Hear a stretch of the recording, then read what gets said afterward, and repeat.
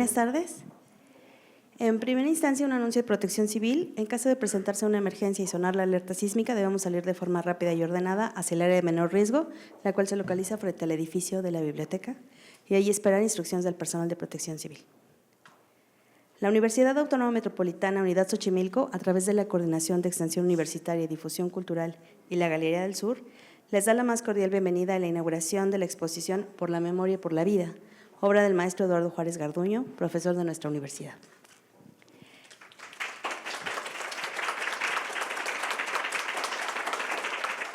En representación del doctor Francisco Javier Soria, rector de la Unidad Xochimilco, nos acompaña la doctora Marta Flores Ábalos, coordinadora de Extensión Universitaria y Difusión Cultural,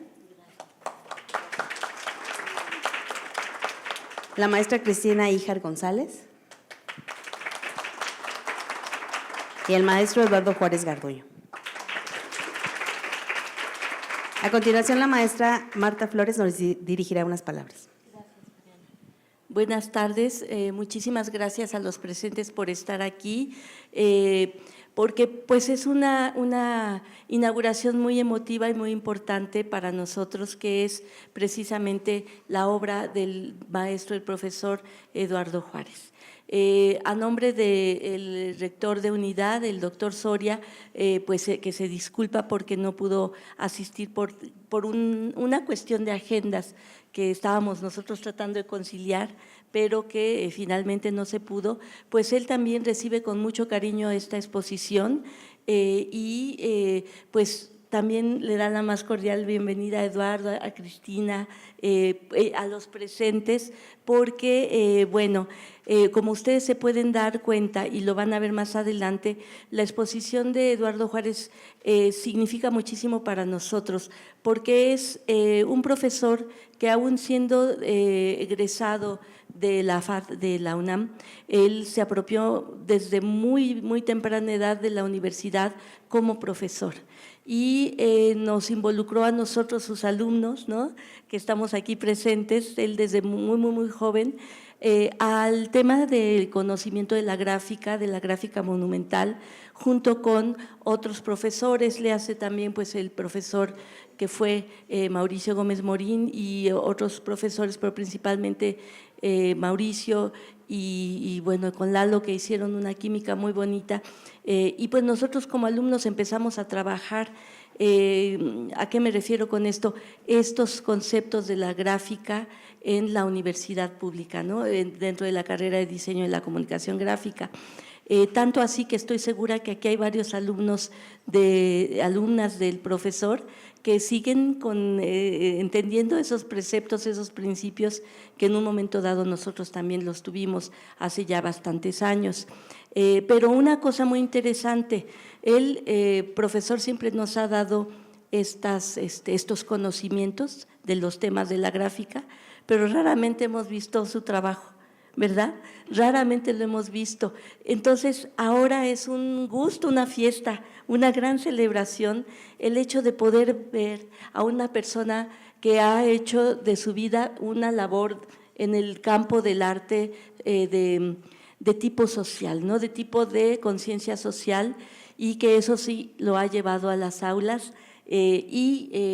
Ahora es un disfrute que podemos ver su trabajo, su gráfica, sus imágenes tan fuertes, tan contundentes, que a mí me hicieron sentir muy contenta, porque ustedes pueden ver, y ya nos explicará Eduardo, cómo es que se sostienen esas obras, cómo es que él lo ha hecho a través de los años, es decir, está su vida de profesor investigador aquí en la UAM Xochimilco, pero paralelamente también está su vida personal como artista comprometido, y eso nunca lo ha dejado. También es algo que es muy significativo y de lo cual ahorita podemos ver la constancia. Nunca ha dejado de trabajar y nunca ha dejado de estar cercano a los grupos precisamente y a los colectivos desde los cuales él ha trabajado desde el principio. Ya nos contará, pero en esta ocasión Eduardo nos presenta su obra más distintiva, más característica, lo que le ha hecho a él apropiarse de un lenguaje muy especial, y muy distintivo. Entonces, para nosotros, para la universidad, es un honor y es un gusto que se sepa que los profesores también investigan con imágenes, ¿verdad? Al menos en el campo del diseño, también se expresan y de una manera fuerte, de una manera contundente, y es un orgullo contar con profesores como Eduardo. La verdad que sí. Eduardo es un profesor muy comprometido, serio, totalmente respetuoso con el trabajo de los alumnos, las alumnas, amigo, fuerte, una gente seria.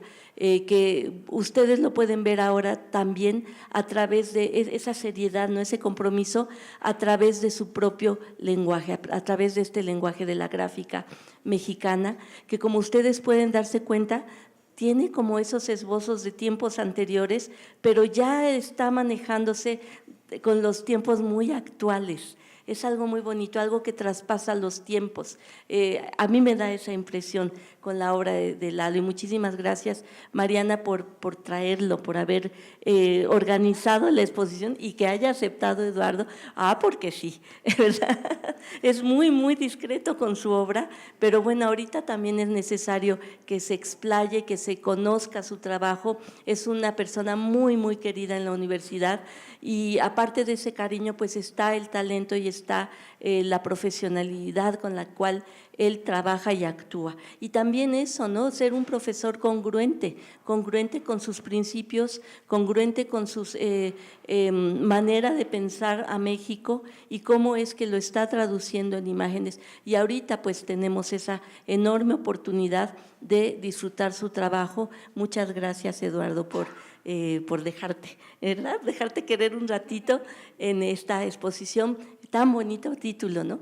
Por la memoria, por la vida. Un aplauso para Eduardo.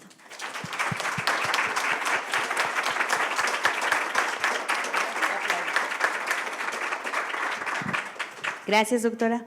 A continuación, le pediríamos unas palabras a la maestra Cristina Híjar González, pero les voy a leer primero quién es. Es maestra en Comunicación y Política por la UAM Xochimilco.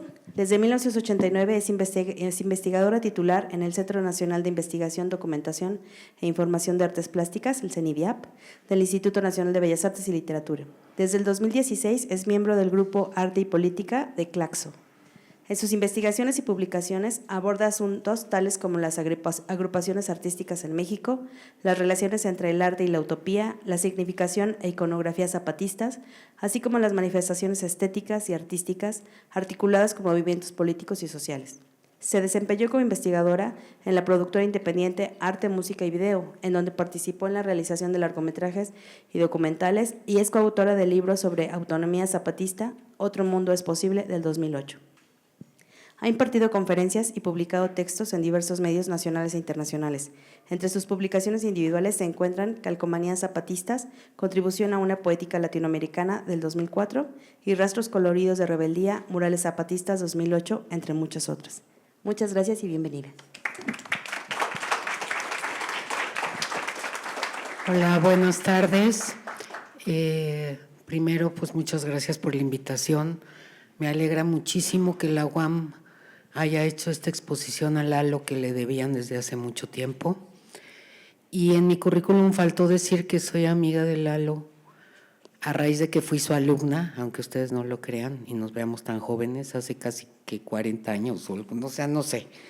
Pero tuve la fortuna de que fuera mi maestro, después mi amigo, compañero de empeños colectivos y hasta la fecha.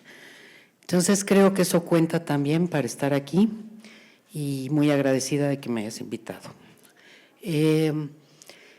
Me resulta muy importante decirles o compartirles algunas reflexiones. El trabajo de Lalo responde a una, como ya lo dijo quien me precedió, responde a una convicción y a un compromiso a largo plazo. Creo que eso es muy importante, porque Lalo se ha constituido a sí mismo desde muy joven, desde la FAD, donde hizo su primer empeño colectivo en reunirse con otros compañeros y crear un grupo. Desde entonces ha advertido la necesidad de colectivizar, de agruparse, de compartir, de desarrollar la forma taller como forma la más importante de creación y de expresión artística, artístico-política. Y Lalo lo ha hecho desde hace muchísimos años. Sería interminable decir la cantidad de carpetas, de exposiciones, de esfuerzos en los que ha participado desde aquel grupo de la FAD de nombre chistoso, pero después la Convención Metropolitana de Artistas y Trabajadores de la Cultura, surgida en 1995 justamente a raíz del alzamiento zapatista, del que hace ya 30 años y que sigue siendo el único proyecto alternativo de futuro viable para este país y que ha sido ejemplo para muchas resistencias y luchas a nivel internacional. Lalo nos presenta ahora en esta exposición pues lo que él deriva de toda esta experiencia, de haberse comprometido, de haber participado, no solo para ser un artista que ponga las imágenes o que ilustre un proyecto político, una propuesta política, sino que Lalo lo vive, lo experimenta en sus clases, en su vida personal, en la relación con sus amistades, con su familia, en fin, tiene que ser esta integralidad la que dé lugar a estas bellísimas imágenes atemporales, aunque hayan pasado 30 años, seguramente muchos de ustedes ni habían nacido cuando fue el alzamiento zapatista, y sin embargo sigue generando esta reflexión, sigue generando esta solidaridad, sigue generando esta necesidad de estar alertas frente a las amenazas constantes para destruir este esfuerzo autonómico en una parte de nuestro país. Y Lalo ha hecho pues toda esta serie que a mí me gusta mucho porque es un artista que le saca todos, no me gusta decir artista por la connotación que tiene, pero sí lo es más bien un trabajador del arte y la cultura con todo lo que esto implica, un trabajador asumido que ha dedicado, bueno, como digo, su vida a estos empeños. Entonces, como trabajador del arte y la cultura, ha hecho toda una serie de imágenes que resultan pues no solo evocativas, sino invitadoras, enternecedoras, hace uso de la denuncia, pero también de la manifestación de ternura, del grito, de la exigencia, de la denuncia, pero también de la celebración y la fiesta que conlleva todos estos procesos sociales que él significa. Entonces, creo que además tienes un experimentado trabajador gráfico que lo mismo hace grabados en metal que serigrafías, que gráfica digital, que dibujo, que no se casa con sus signos, no tiene esta relación de unicidad y de obra única e irrepetible, sino que le saca todo el jugo posible. Entonces los hace en serigrafía y después desaparecen en una manta y después en unas postales, según la puesta en acción o el modo que necesiten estos signos, ¿no? Creo que eso de advertir también no solo la producción de los signos y de los símbolos necesarios en tiempos infames, sino también advertir y anticiparse a la circulación de estas imágenes, me parece que es algo pues muy importante y que no muchos hacen, ¿no? Generalmente las producen, se desentienden y hay que les vaya bien en su camino. Lalo no lo hace así, ¿no? Le saca todo el jugo, se las lleva a Chiapas, las expone en el CIDES y en la Universidad de la Tierra, en una frase que a mí me encantó, que él dice, ¿no?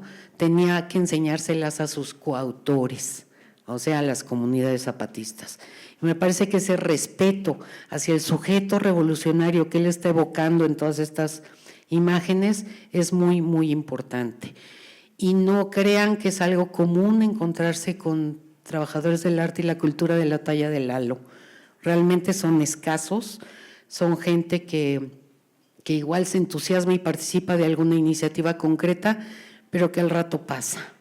Él no, él es un trabajador constante. Y creo que es muy importante que esto se exhiba en una universidad pública, porque tenemos la obligación de contagiar, de enseñar también, como decías, con imágenes, con producción de otro tipo que no sea el discurso oral o el escrito, y Lalo lo hace cotidianamente en sus clases, pero también ahora van a tener la oportunidad de ver todo esto. Entonces a mí no me queda más que felicitar a la universidad, pero sobre todo a Lalo por esta trayectoria tan importante, tan entrañable, que estoy segura que seguirá dando muchos frutos. Encontrarán en las imágenes algunas que sean pues muy puntuales, como el crimen impune en Acteal, pero otras que siguen teniendo una actualidad brutal, ahora que se viene uno más de los aniversarios del asesinato de Zapata. Encontrarán obviamente a Zapata como héroe, no de nuestra memoria de bronce, sino como héroe revolucionario actuante, vivo, recuperado por los pueblos zapatistas como Botán, es decir, en su paso a la colectividad, a su vida en comunidad. Y bueno, hay para todos los gustos y hay para todo tipo de reflexiones. Entonces, bueno, me da mucho gusto estar aquí, me da mucho gusto que esta exposición esté aquí, ojalá dure el tiempo suficiente y me da mucho gusto que todos podamos apreciar este trabajo tan importante y pues muchas felicidades y pues te quiero mucho.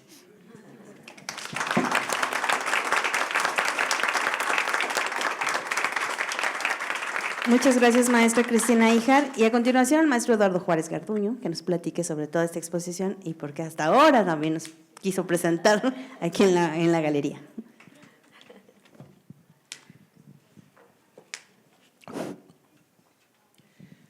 Buenas tardes a todas, a todos, a todes que nos acompañan aquí en la Galería Imondo Mench, de la Galería del Sur, de aquí nuestra unidad Xochimilco de la Universidad Autónoma Metropolitana. Desde luego, saludo a la doctora Marta Flores Ábalos, en representación de Rectoría. Agradezco indudablemente a la diseñadora de la comunicación gráfica, Mariana Beltrán, por la invitación y desde luego por haber hecho aquí la museografía de la muestra. Y bueno, pues indudablemente a la maestra Cristina Híjar González, muchas gracias por tus palabras, muchas gracias por tu presencia. Efectivamente hemos sido compañeros de muchas batallas y esta es una más. Muchas gracias a los compañeros maestros, a las compañeras maestras, a los compañeros maestres que están aquí presentes. Bienvenidos sean.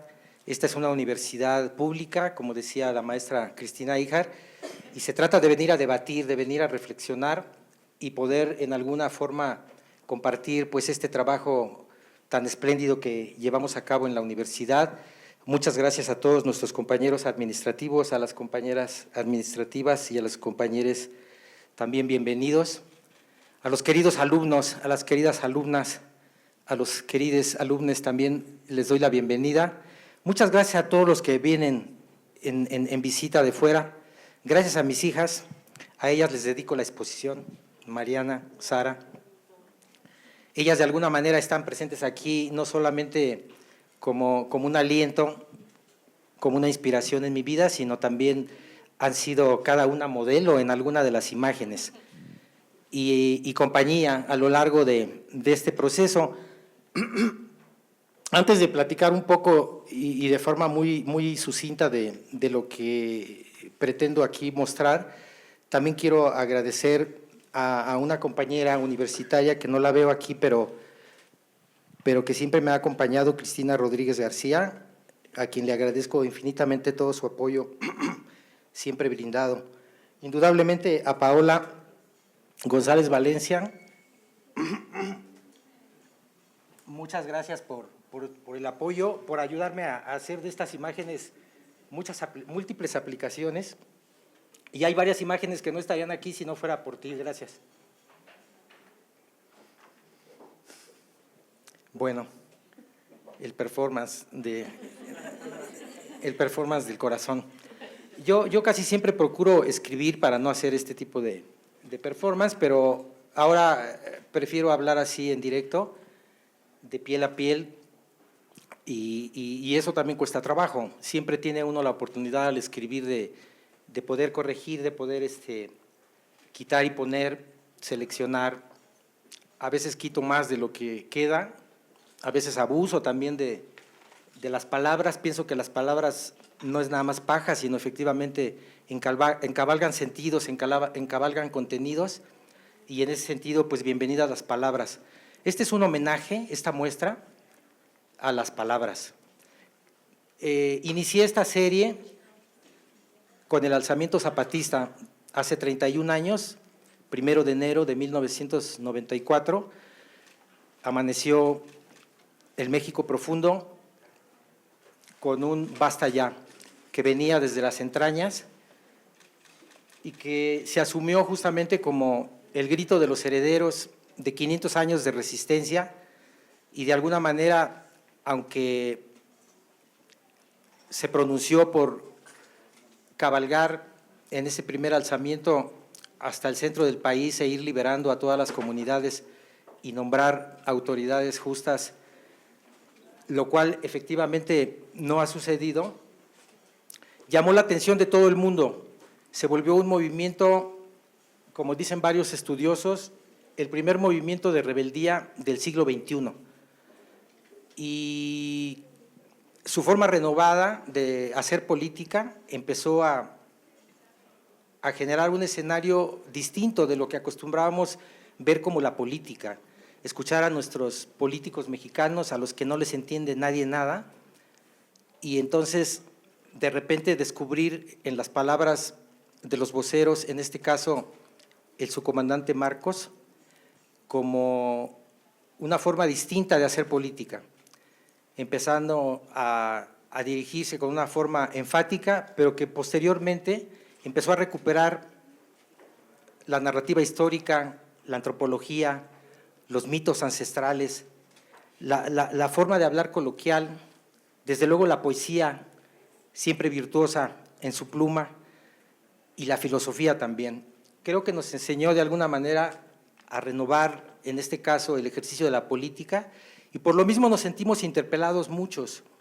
Los primeros días de aquel alzamiento, pues empezamos a ver imágenes en toda la prensa en donde efectivamente el ejército federal avanzaba para tomar las 3 cabeceras que habían sido tomadas por el EZLN, y la sociedad civil, esto es la gente de a pie, empezó a detener la guerra con sus acciones espontáneas hasta que se detuvo. Entonces, el EZLN empezó un diálogo con el gobierno, el supremo gobierno, como lo ha nombrado, y en la primera declaración de la selva, cuando ellos se alzan en armas, ellos declaran justamente al gobierno espurio.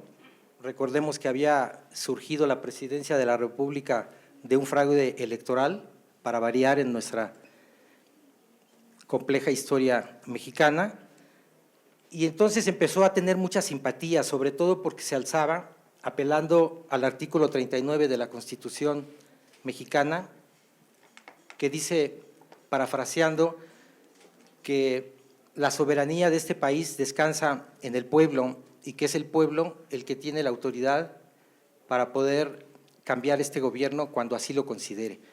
Lo estoy parafraseando, pero esa sería la esencia de ese artículo que sigue vigente.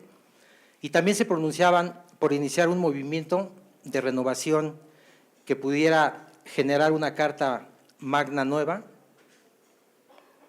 y así de alguna manera empieza una crítica sistemática a lo que ha sido una constitución vilipendiada y pisoteada constantemente, sobre todo por la clase política. Esta renovación en el lenguaje del EZLN empezó a generar puentes con múltiples actores de la sociedad. Ellos empezaron a dirigir a algo que denominaron la sociedad civil, y este es un concepto que crea Karl Marx, el de la sociedad civil. Es la sociedad que efectivamente no practica la política de forma sistemática y que puede participar o no políticamente. Nos recuperarían los estudiosos de las ciencias políticas que todo acto humano entraña un acto político. Pero ellos empezaron a recuperar, decía, la poesía, la crónica, y entonces empezaron a visibilizar a un ejército zapatista, no a través de las armas, no a través de los escudos o la pólvora, sino empezaron a darle un rostro infantil, un rostro de los ancianos, un rostro con piel, un rostro con sangre, un rostro con aliento, y empezaron de alguna manera una bandera nueva, recuperando todas las causas del pueblo, que agruparon ellos de forma muy amplia en la bandera de techo. O sea, nosotros luchamos por techo, trabajo, salud, vivienda, educación, justicia, libertad, democracia, etcétera. Y eran tan amplias estas demandas que nos sentimos todos cobijados. Había perdido fuerza también la política y creo yo que nadie se sentía conmovido incluso al oír el himno nacional. Ellos levantaron la bandera de México, verde, blanco y rojo, con el águila sobre el nopal, y otra vez revitalizaron de alguna manera lo que es la historia de México. Entre otras cosas, creo que nos enseñaron a reinventar la lucha y a reinventar nuestra propia historia. Hacia mediados, digamos, del 94, inician estos diálogos con el gobierno, que primero los emplaza a rendirse, les dice, si nos piden perdón, los vamos a considerar. Y entonces en una carta espléndida que hace el subcomandante Marcos, entonces el líder político de aquel entonces, le dice al gobierno federal quién puede pedir perdón y quién puede otorgarlo. Y hace una serie, digamos, de frases en torno al perdón, que entonces cambia efectivamente el sentido de lo que le había emplazado el gobierno y casi pues nos llega a conmover a todos. Creo que de una forma muy precisa esta figura del subcomandante Marcos logró interactuar con múltiples actores, desde las amas de casa, el chavo banda, hasta los obreros, los campesinos, los trabajadores de a pie, desde luego los artistas, los poetas, las poetisas y todos los demás que nos sentimos aludidos. Yo en particular, en esos años estaba haciendo la maestría en la Academia de San Carlos y efectivamente fue cuando yo inicié esta serie. La primera exposición que tuvo lugar, que fue precisamente aquí en este vestíbulo, la convocaba un maestro de la carrera, Enrique Ansaldúa, y participamos varios maestros y varios alumnos de manera libre. Yo hice un dibujo al carbón de Zapata, Emiliano Zapata Salazar, con un pasamontañas. Fue mi primer ejercicio de acercamiento al movimiento. Me parecía que de nuevo el caudillo del sur se emancipaba y desde el sureste mexicano alzaba la bandera rojinegra para decir basta ya. Y era una manera metafórica de reivindicar un movimiento que en principio fue descalificado porque decían que eran extranjeros que intentaban manipular a los indígenas mexicanos los que dirigían ese movimiento. Era un movimiento, insisto, con un lenguaje y un discurso distinto y por lo mismo se salía de todos los manuales. Y al final creo que ahí había una gran enseñanza, el hacer una narrativa heteróclita y en donde pudiéramos de alguna manera renovar e incluir a los nuevos destacamentos sociales. Me parece que fue lo que empezó a suceder y entonces empezó a venir gente al sureste mexicano, no solo de los estados que conforman la República Mexicana, sino también del extranjero. Empezaron a hacer cordones de solidaridad en las pláticas de la catedral, de tal suerte que aunque ellos estaban desarmados, estaban protegidos por esta solidaridad. Alguna de las imágenes trata sobre ello, que está por allá al fondo, que dice compartir el fuego y la palabra. El fuego me refiero yo como una metáfora del conocimiento transformador y también del ejercicio crítico de mirar la realidad para transformarla. Y por otro lado la palabra, porque creo que vindicaron la palabra, el Ejército Zapatista de Liberación Nacional, de una forma cabal. Ellos inventaron muchas frases que después han sido recuperadas, sobre todo por el actual gobierno, como por ejemplo el mandar obedeciendo.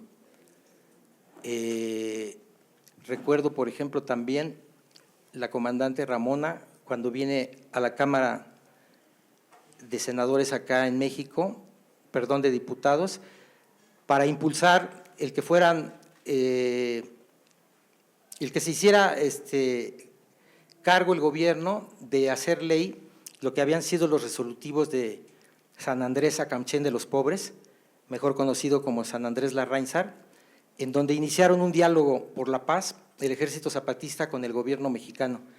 Iban a ser varias mesas, solo se llevó a cabo una por los derechos y la cultura indígena. El gobierno entonces, el presidente Ernesto Zedillo firmaron esos acuerdos, comprometiéndose a llevarlos a la Constitución para que los indígenas se convirtieran en sujetos de derecho, cosa que apenas hace un par de días, el fin de semana, en este país los indígenas son considerados sujetos de derecho. No es que le arranquen una bandera al zapatismo, sino me parece que de una manera muy discreta los nombran, porque me parece que en el gobierno pasado, si fueron nombrados 5 veces por el jefe del Ejecutivo, fueron muchas, y cuando le preguntaban acerca del movimiento zapatista, el entonces presidente decía amor y paz, eludiendo justamente el compromiso.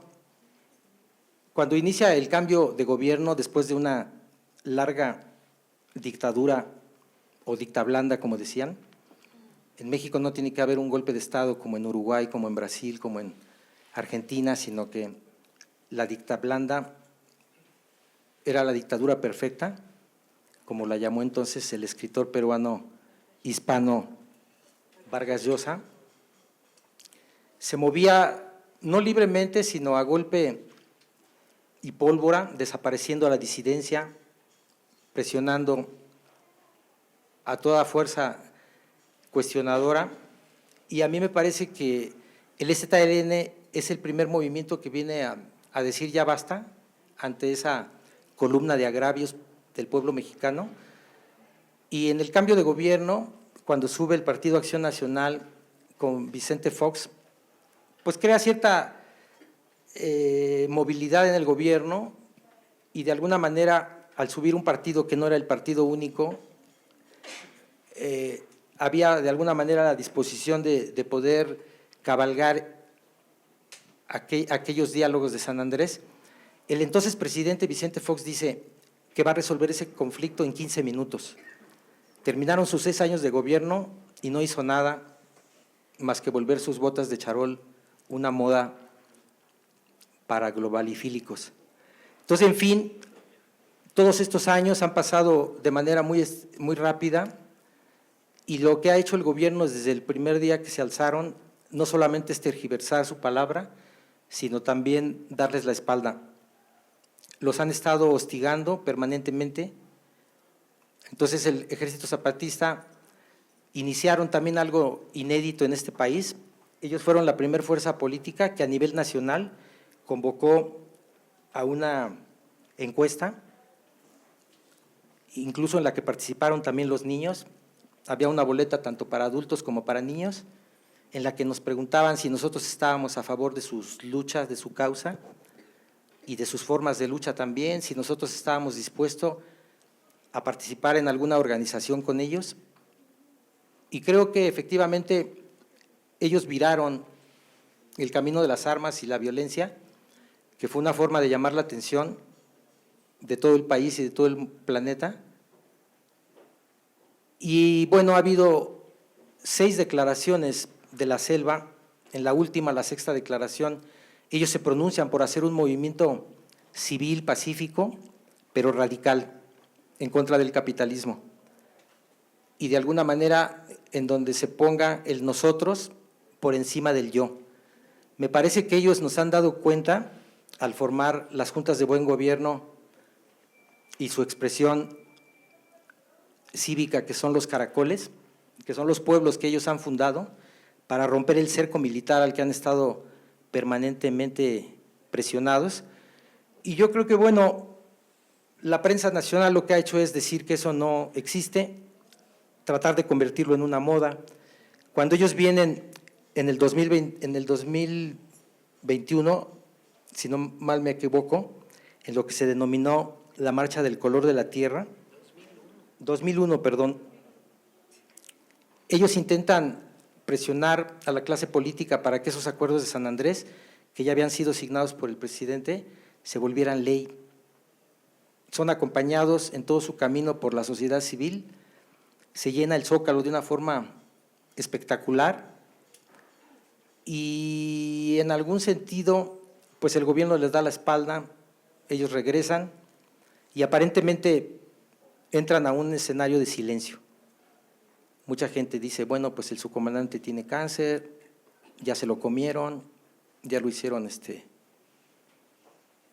cochinita pibil, y en realidad en ese silencio nos enseñan también una fortaleza. El silencio, como decía Friedrich Nietzsche, puede ser el grito más estrepitoso, y ellos en ese silencio empiezan a trabajar y a amasar una cultura de la esperanza. Ellos, como siempre, se denominaron los profesionales de la esperanza, nos muestran efectivamente que no necesitamos permiso para ser libres. Ese es el último nombre con el que yo denomino uno de los grabados, que lamentablemente aquí quedó de cabeza, pero bueno, lo vamos a voltear. Me parece que también ellos jugaron con el humor, nos enseñaron que se vale reírse, que no se trata solamente de ser solemnes y de celebrar la lucha, sino de que también nos tenemos que divertir.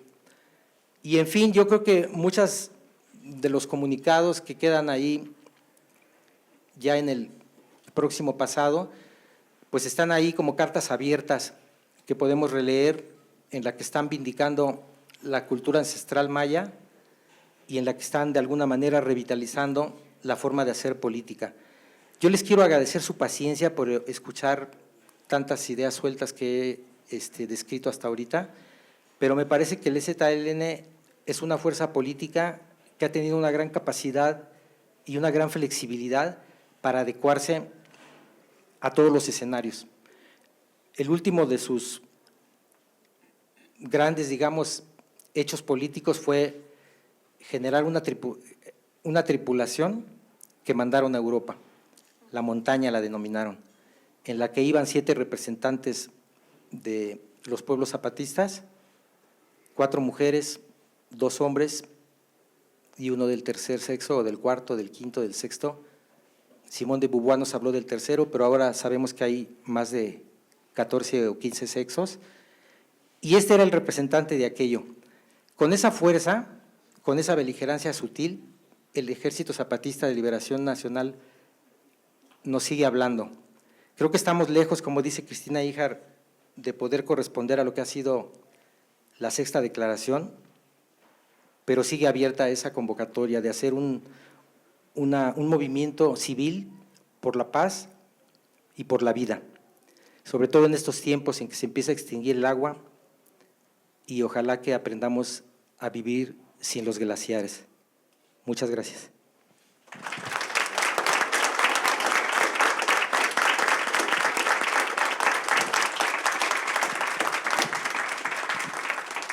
Muchas gracias, maestro Lalo. En realidad sí es uno de los profesores más queridos de la carrera, aunque él diga que no, pero sí vemos muchos egresados que todos lo queremos.